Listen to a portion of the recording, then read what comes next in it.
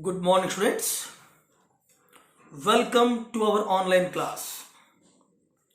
This is your second period and the subject is economics. Students, as usual, today we have recorded mode of class. Clear? Now, students, in the previous period, we have started chapter 8. Chapter 8, that is infrastructure, from unit 3. The unit 3 name is current challenges facing the Indian economy. Current challenges facing the Indian economy. From that unit, chapter 8, infrastructure, we have started from book 2. This I am telling from book 2. So book 2, unit 3, current challenges facing the Indian economy. From that chapter 8, infrastructure, we have started. And we have completed up to relevance of infrastructure in India. Relevance of infrastructure in India, up to the topic we have completed, that is page number 141. Page number 141. And we have also started the next topic in the same page, that is the state of infrastructure in India. I mean, what was the condition of infrastructure in our country India? I mean, the state of infrastructure in our country India. I mean, what is the condition, or what was the condition of infrastructure in our country India? That topic also we have started. But today, in this video, I'll start once again the same topic, the state of infrastructure in India. From there I'll continue. Okay, students? Now, generally or traditionally, generally, in any country, it is the government is solely, in any country, traditionally, okay, the government is responsible for providing adequate infrastructure. I repeat, traditionally, in any country, it is the government which is the sole responsible for providing adequate infrastructure in the country. But unfortunately, in our country India, the investment made by the government to the field of infrastructure is very low. Unfortunately, in our country India, the investment made by the government is low, or I can say inadequate in providing infrastructure. Hence, what happened? We have welcomed the private sector. The government have welcomed the private sector to come forward, to take initiative and invest money or do investment in the field of infrastructure. So, as invited by the government, the private sector, the private people also came forward and began to invest money in the field of development of infrastructure facilities in our country India. Some areas are purely controlled by government, some areas are purely, controlled by private sector, and some areas are controlled both by government and private sector. public sector and private sector. Together, they are trying to provide the infrastructural facilities in our country, India. Clear? Now, in our country, India, a majority of the people, more number of people, in our country, India, a majority of people are living in or residing in rural areas, villages. Majority of the population of India is residing or living in rural areas.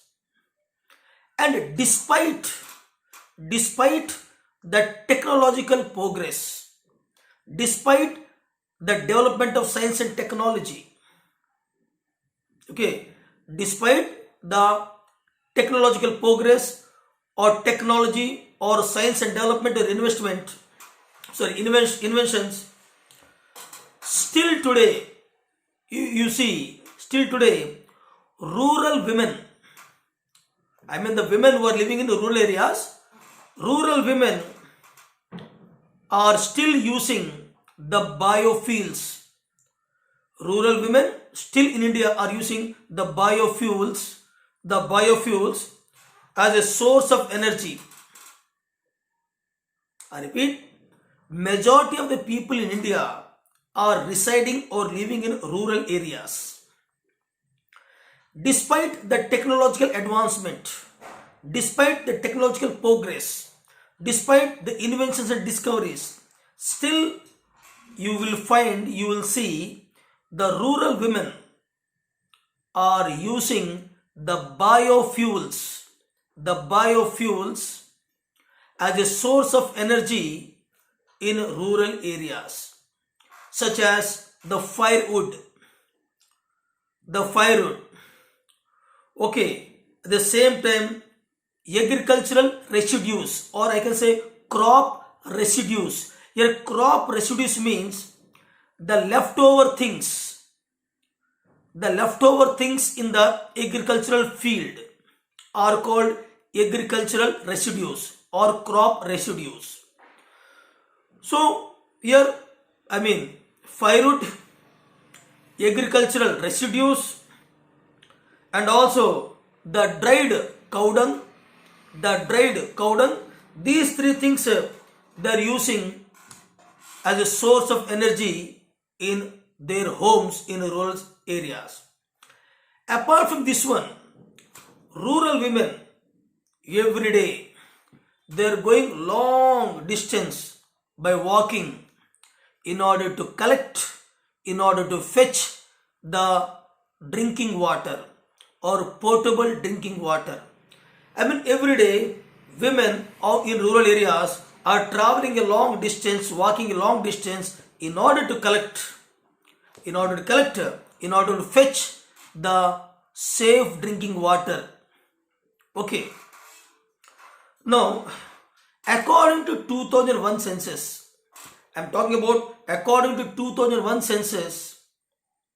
According to 2001 census, the data was given and it's telling that 56% of rural household, according to 2001 census, 56% of rural household are having that electrical connection. Only out of 100%, only 56 out of 100%, only 56% of rural households are having the electric connections to light their bulbs in their houses, and 43%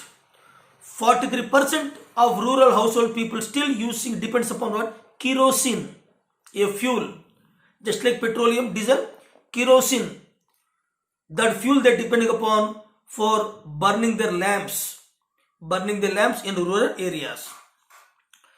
Even about 90%, another data, about 90% of rural household people are using biofuels, are using biofuels for what? For their cooking.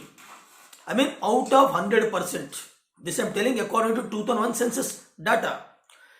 According to 2001 census data, around 90% of rural households, village people who are living in villages, rural areas, are using 90% of biofuels. I told you now, dried cow dung, agricultural residues or crop residues, or firewood for what? Cooking purpose.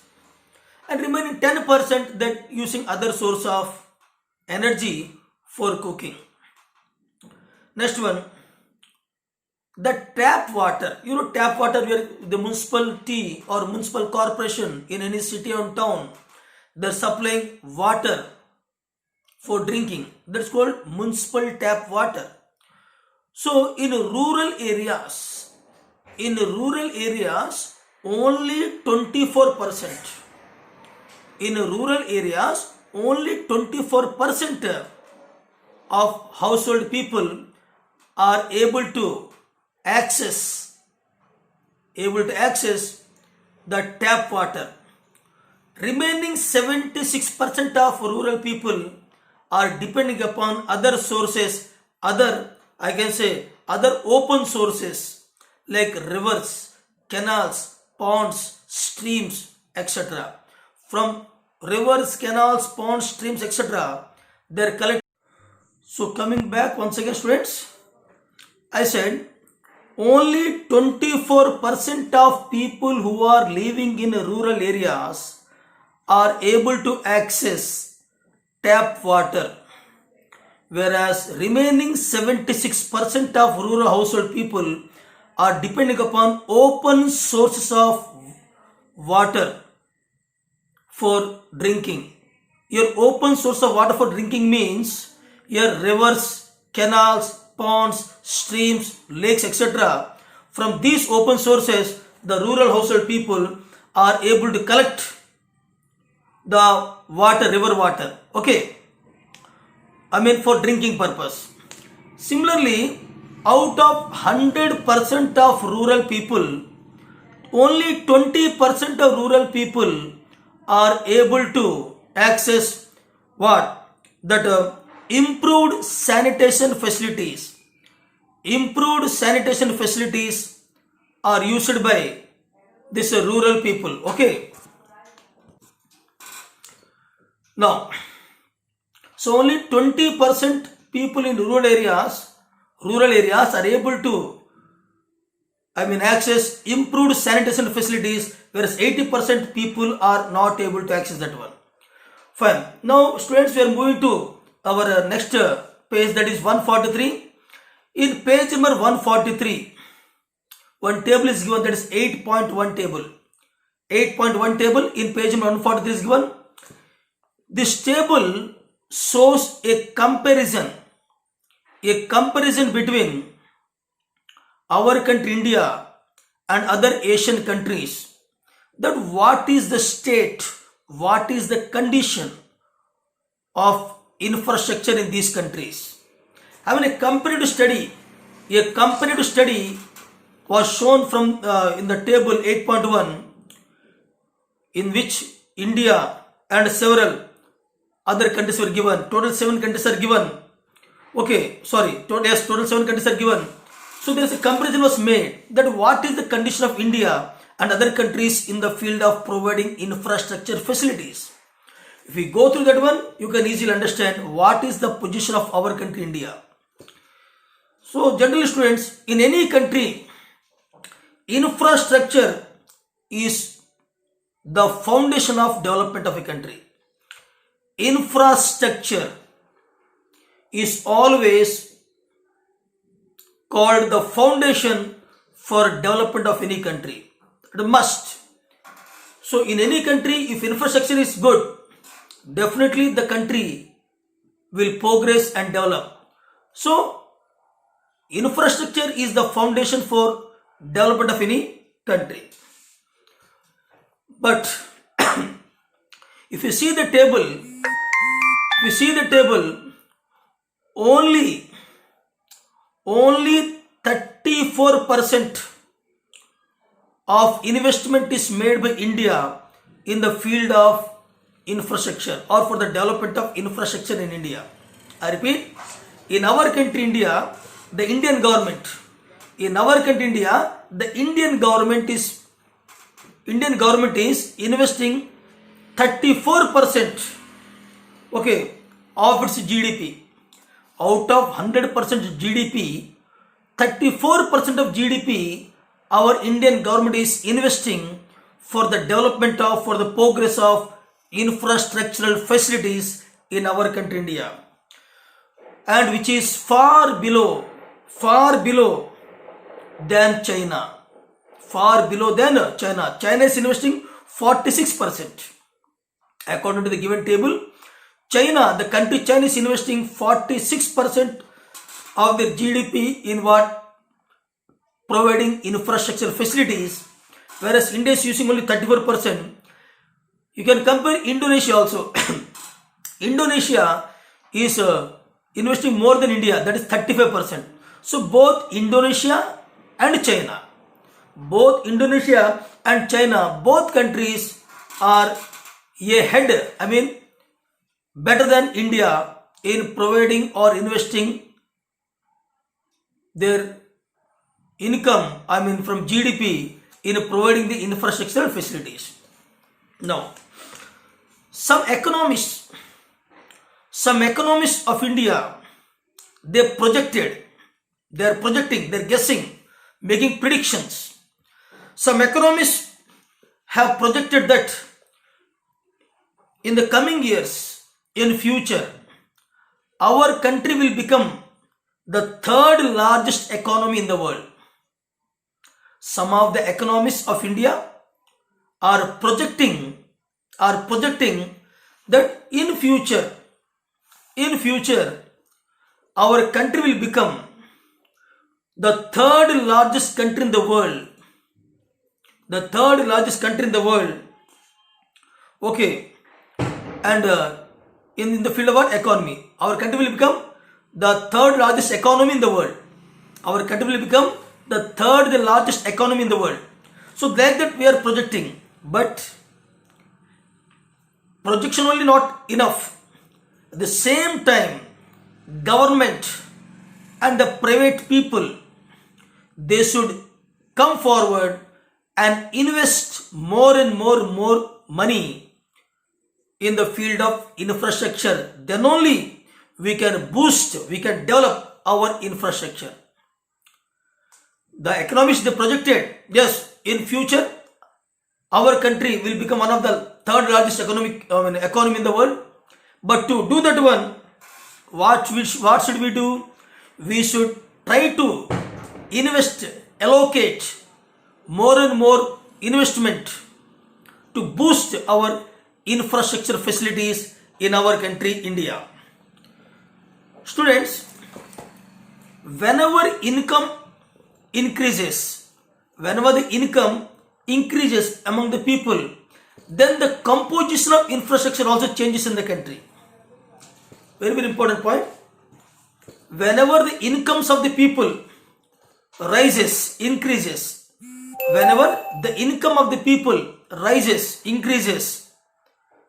then definitely the composition of infrastructure also changes in any country. Generally, the low income countries, underdeveloped countries. Here, low income countries means underdeveloped countries. So, in underdeveloped countries, the basic infrastructure which is needed are, that is, irrigation, power and transportation. In any low income group country or any low income country or any underdeveloped country, the basic infrastructure which is needed are, that is, irrigation, transportation and power. These are very, very important. Now, as economies will mature or economies will develop, then there will be a shift to some other agricultural sector. Generally, when economies will develop, then there will be shift from agricultural infrastructure to what? Service related infrastructure. I repeat, whenever any country's economy will mature, then in that country there will be a shift, there will be a change from agricultural infrastructure to service related infrastructure. Next, here, this is why the share of power and the telecommunications infrastructure is greater in high income group countries. I mean, here I can say telecommunication infrastructure and the share of power and telecommunication infrastructure is seen more or better in high income group countries when compared with low income group countries. Thus, I can say a conclusion: economic development of a country and development of infrastructure. Conclusion I am telling. What conclusion we came to know? The conclusion is the economic development of a country and the development of infrastructure both will go side by side. In any country, the development of infrastructure and the development of the economy or economic development always go hand in hand. You all know that agriculture is mostly dependent upon what?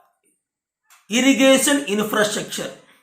In any country, if irrigation infrastructure is better or good, definitely that country will be in better position in agriculture or agricultural production. So agriculture generally depends upon which infrastructure facility? Irrigation. Similarly, in any country, industrial progress or development industries. So industries or industrial development always depends upon what? That is power, electricity generation, transportation and communication. That means agricultural development in any country depends upon irrigation infrastructure. Similarly, industrial development, industrial progress in any country depends upon the infrastructure facilities such as power, transportation, communication and electricity generation. So what we have to do, what our country's government has to do here?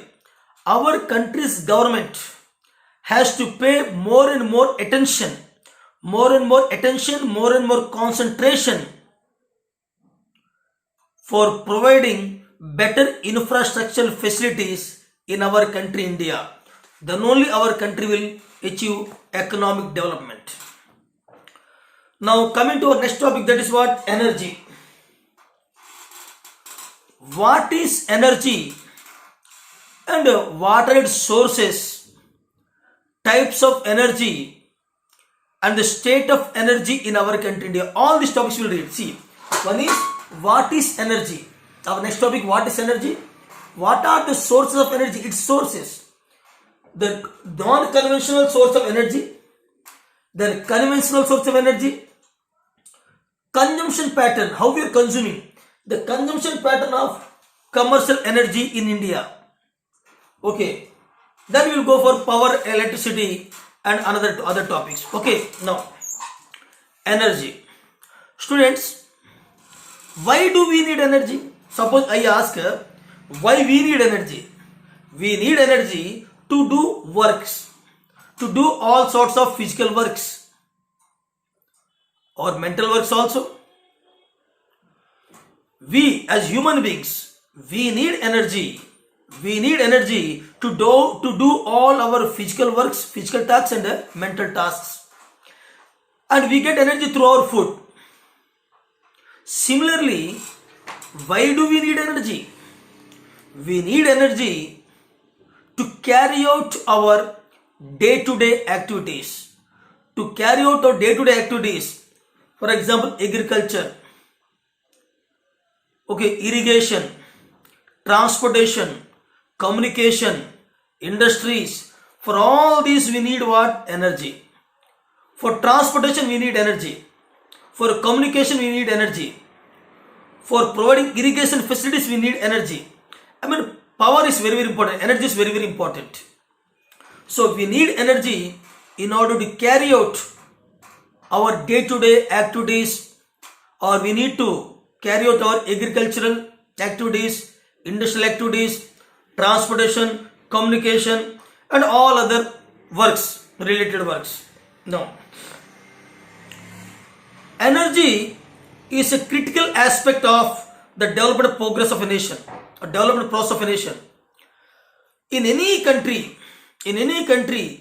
if the sources of energy is abundant, in any country, if the sources of energy is abundant, then definitely that country will progress and the country will be regarded as the developed country. That means energy is always a critical aspect or critical component for the progress of the nation. For the progress of the nation, energy is very important. It's a vital concept. I repeat, energy is a critical aspect of the development process of a nation. Energy is must. The sources of energies are required for the progress of any nation. It is of course essential for industries, essential for agriculture, essential for communication, essential for transportation, production, etc.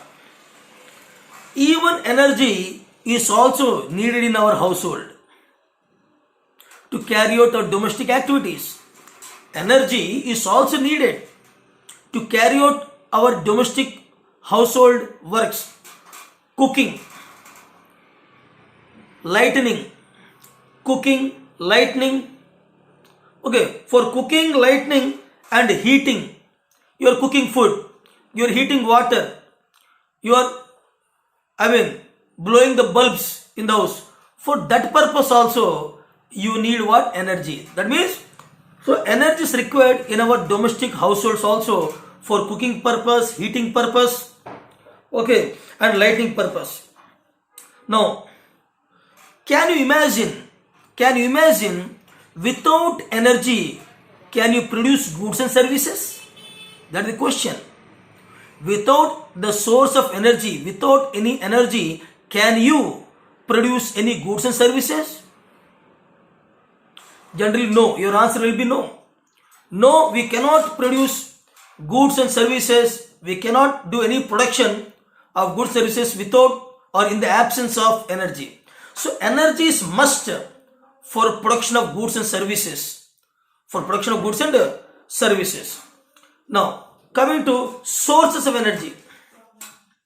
Sources of energy. You know, there are generally two sources of energies are there. Okay, there are generally you are telling there are two sources of energy. Conventional source of energy and non-conventional source of energy. There are two sources of energy, or I can say energy is classified into two types. Conventional sources and non-conventional sources. I repeat, the energy is classified into two sources. Conventional sources of energy, non-conventional source of energy. First one.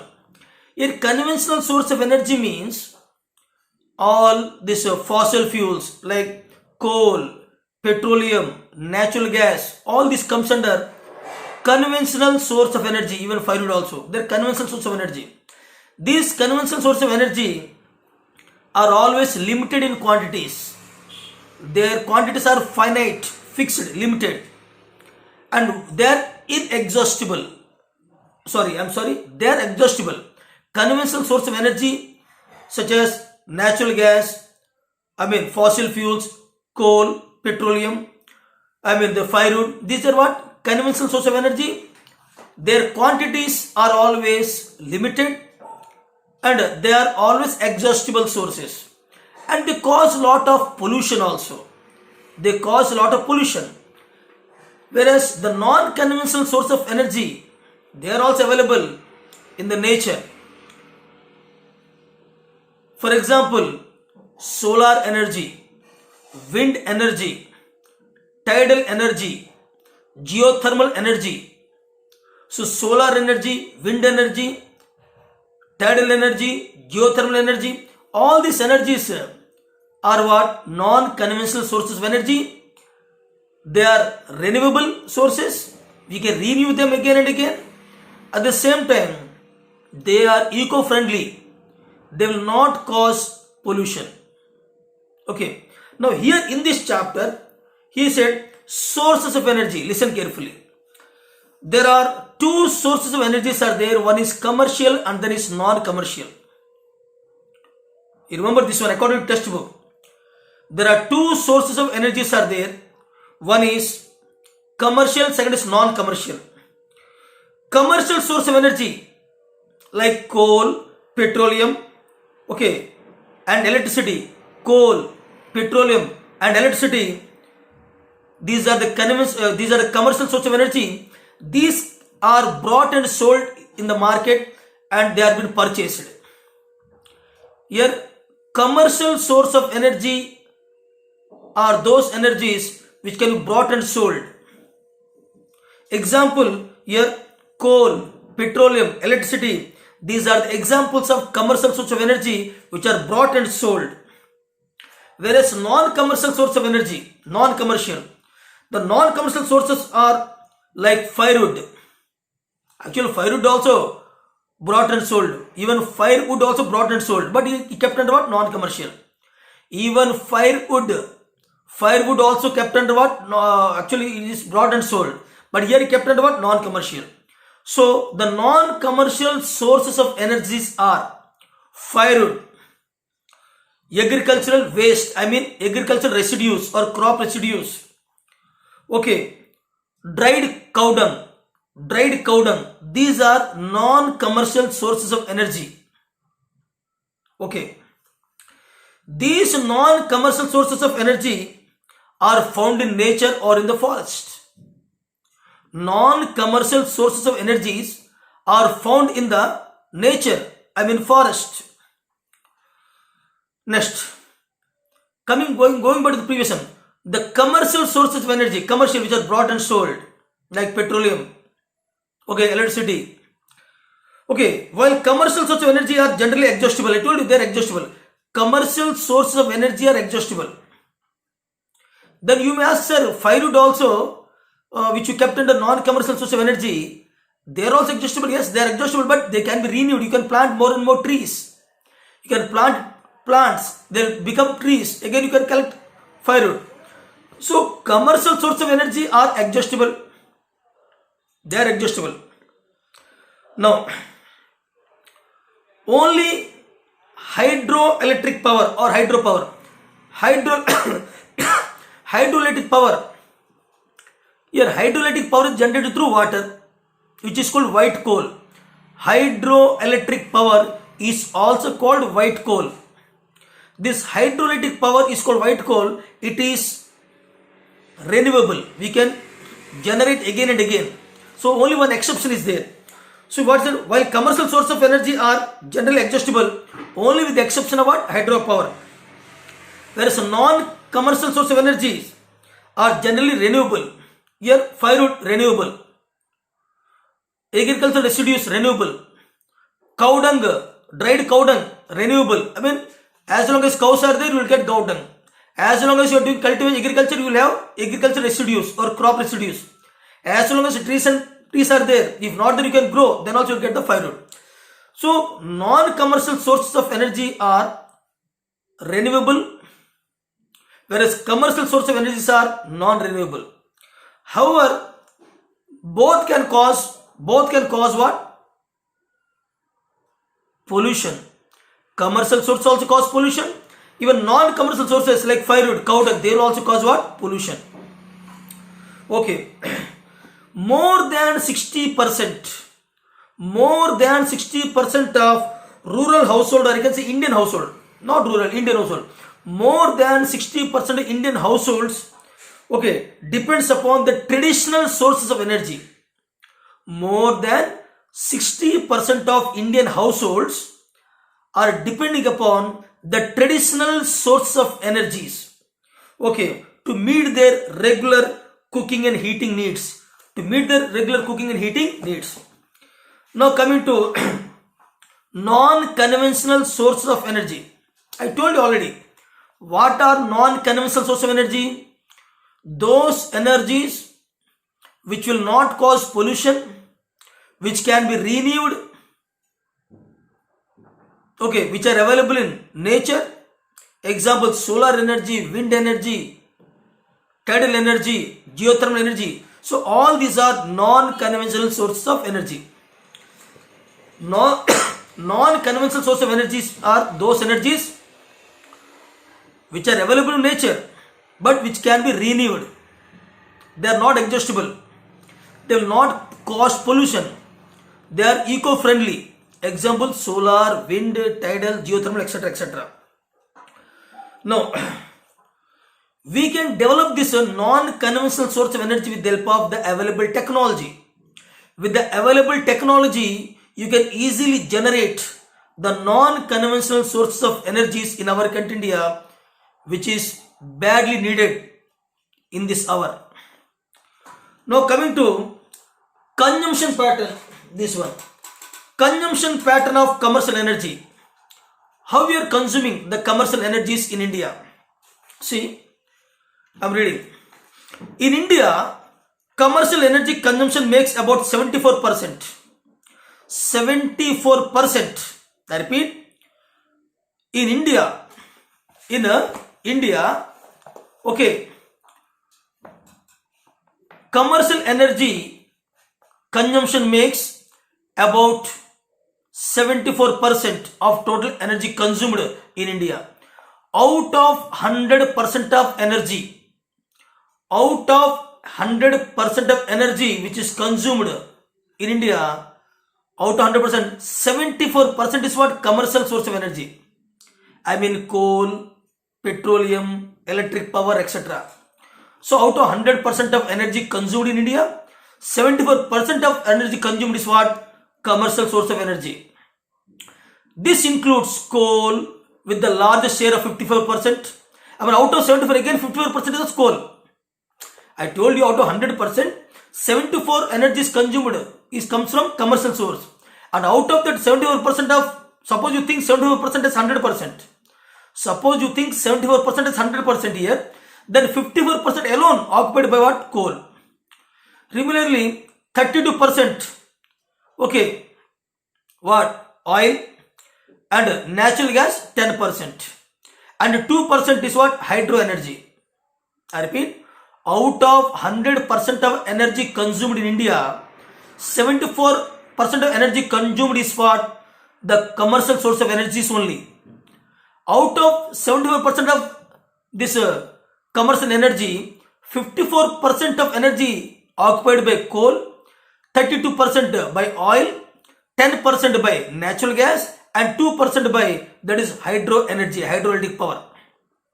Now coming to non-commercial energy sources, I told you firewood, cow dung cake, agricultural waste, all these accounts what? 26%. That means out of 100%, 74% of energy which is consumed is, I mean out of 100% of energy consumed in India, out of 100% energy consumed in India, 74% energy is consumed is what? This is a commercial source of energy which includes coal, oil, okay, hydro energy, etc. I told you, natural gas, etc. Remaining 26% are what? Non-commercial source of energy. Non-commercial source of energy, cow dung cake, firewood, etc. etc. The critical feature of India's energy sector and its linkages to the economy is the import depends on crude and petroleum products. I mean, in India, the energy sources are very less. The commercial energy sources are very less. The conventional source of energies are very less. That's why we're importing lot of energy sources from foreign countries. We are importing more and more petroleum and petroleum products. So there's a heavy burden on our Indian economy. Okay. The sectoral pattern, I'm telling sector-wise, the sectoral pattern of consumption of commercial energy. I mean, how much this commercial energy is consumed in each sector. How much commercial energy is consumed in each sector. I mean, sectoral pattern of consumption of commercial energy. See, the sectoral pattern of commercial energy, the sectoral pattern of consumption of commercial energy is given in page number 146, that is 8.2 table. The transport sector was the largest consumer of commercial energy. Dash sector is consuming more commercial energy, transport sector. Dash sector is consuming more commercial energy, transport sector. However, there has been continuous fall in the share of transport sector, while the shares of household, agricultural, industrial sector have been increasing. I mean, in 1953-54, the transport sector is consuming more commercial source of energy.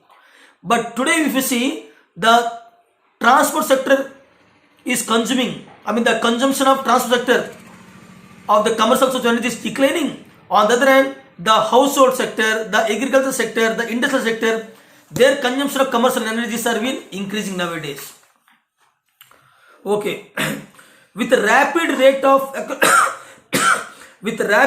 economic growth, there has been a corresponding increase in the use of energy. I mean, when the economic growth is increasing, we want more and more economic growth.